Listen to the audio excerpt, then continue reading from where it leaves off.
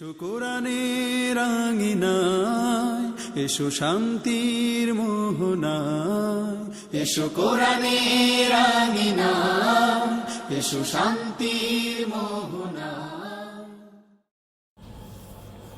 সম্মানিত মুসল্লিয়ানে কেরাম, আমরা একটি অত্যন্ত ফজিলতপূর্ণ মর্যাদাপূর্ণ মাস রমজান মাসকে অতিবাহিত করেছি। আল্লাহ তাআলার দরবারে রমজান মাসের ফজিলত অনেক বেশি, অনেক বেশি। রমজান মাস আমাদের জীবনে এক বিশেষ নিয়ামত হয়ে এসেছিল। এক মাস আমরা সিয়াম পালন করেছি, তারাবির নামাজ আদায় করেছি, কোরআন তেলাওয়াত করেছি, দান সাদাকা করেছি, রাত জেগে জেগে ইবাদত করেছি। এখন তো রমজান মাস নেই। রমজান মাস আমাদের মাস থেকে বিদায় নিয়েছে। এখন আমরা শাওয়াল মাস অতিবাহিত করতেছি।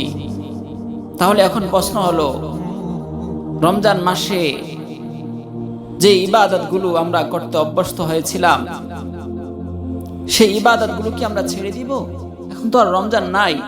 রমজান যেহেতু বিদায় নিয়েছে, তাহলে আমলগুলোকে কি বিদায় দিয়ে দিব? না, কখনোই না।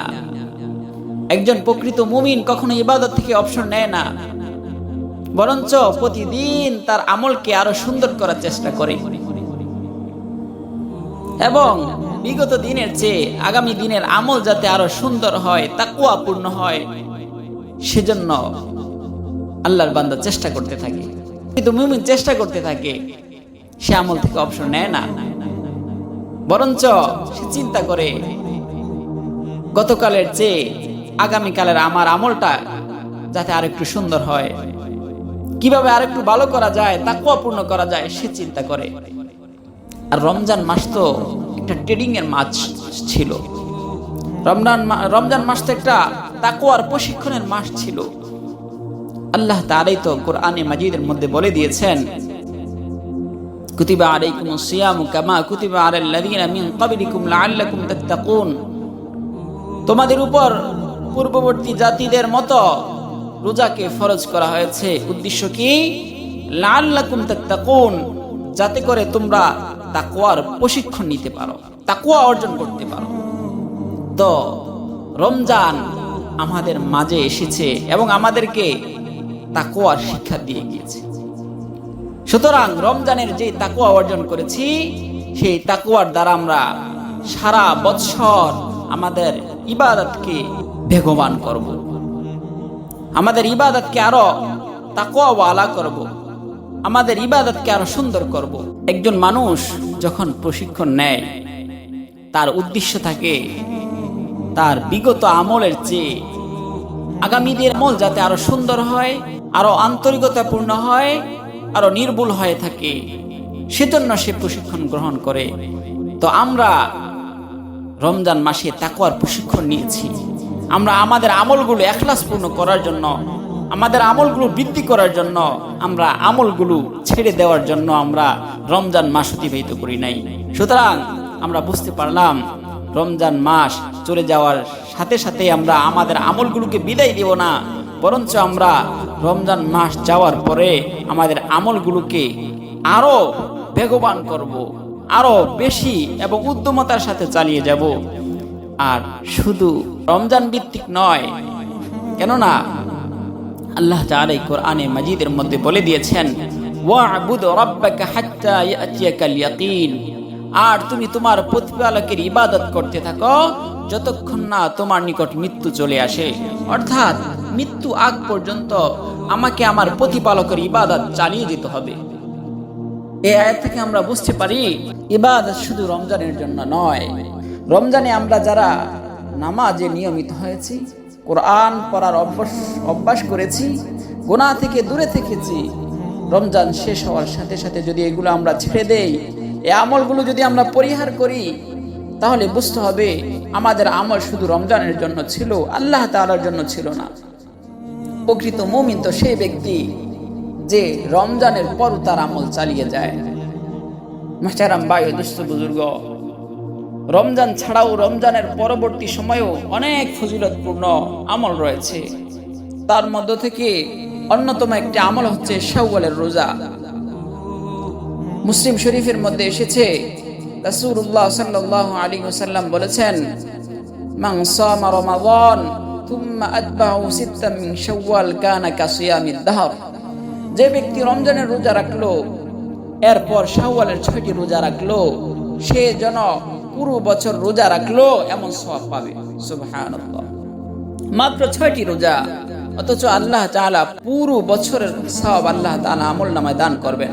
অন্য হাদিসের মধ্যে আল্লাহ তাআলার রাসূল বলেছেন, মান সামা রমাদানা থুম্মা আতবাহু সিত্তাম মিন শাওয়াল খারাজা মিন দুনুবিহি কায়াউমিন ওয়ালাদাতুহু উম্মুহু। যে ব্যক্তি রমজানের রোজা রাখলো, এরপর শাওয়াল মাসের 6টি রোজা রাখলো, তাহলে সে এমন ভাবে তার গুনাহ থেকে নিষ্পাপ হয়ে যায় যেমন সে নিষ্পাপ ছিল তার মা যেদিন তাকে ভূমিষ্ঠ করেছিল।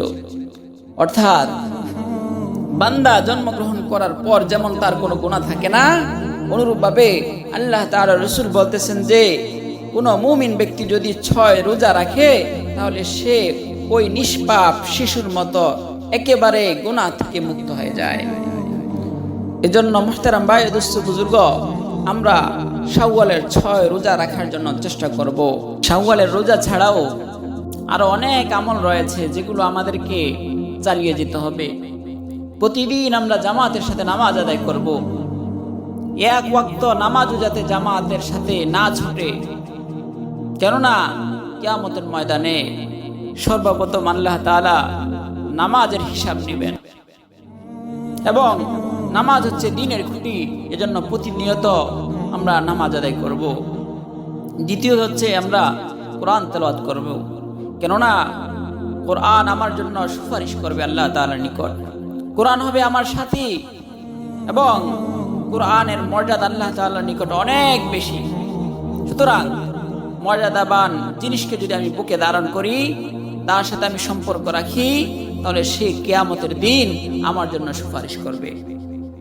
তৃতীয়ত আমল হচ্ছে যে আমরা কিছু হলেও প্রতিদিন দান করব।